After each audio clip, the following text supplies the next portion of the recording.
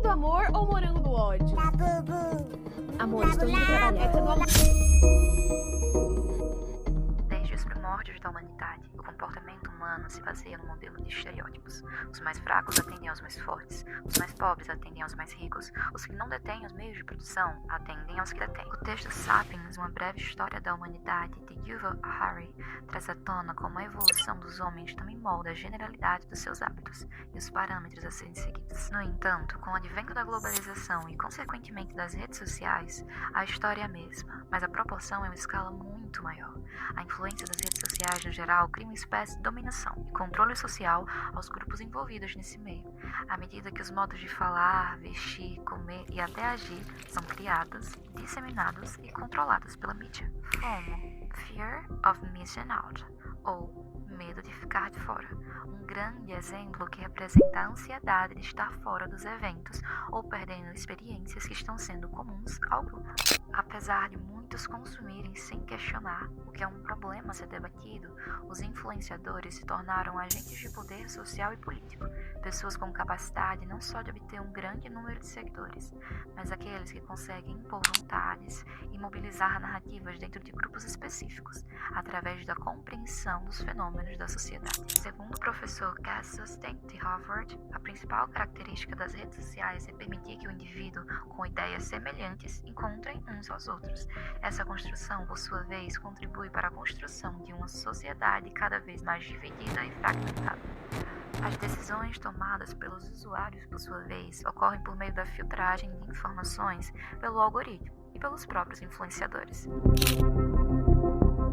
que constroem nichos cada vez mais específicos e dentro de bolhas sociais, sendo gerado nesse processo a persuasão e manipulação pelo interesse dos criadores. E quando fogem desse ambiente, geram conflitos, a exemplo do Twitter, que dicotomiza o discurso. A imposição de poder nas redes é desproporcional. O influenciador divulga e o seguidor acredita e compra, sem sequer questionar, abandonando a necessidade de passar por um filtro de criticidade, para de fato entender se a compra ou uso é de fato necessária ou até mesmo segura. Aqui faremos uma analogia simples, para que fique evidente a submissão. Na época da suzerania e vassalagem, temos um sistema que desde o início categoriza pessoas e dita padrões. E depois da obrigação, nasce o costume. Os mais fracos, os mais pobres ou os não influenciadores aceitam e naturalizam a influência. Um sistema que favorece e mantém uma hierarquia social, em que pessoas com grande poder recebem por controlar a massa, dificilmente será alterado, apesar da injusta relação de favorecimento de poucos em detrimento de muitos. E se é tão óbvia na explicação e escuta, por que não existe uma revolta para uma forma talvez mais justa de controle?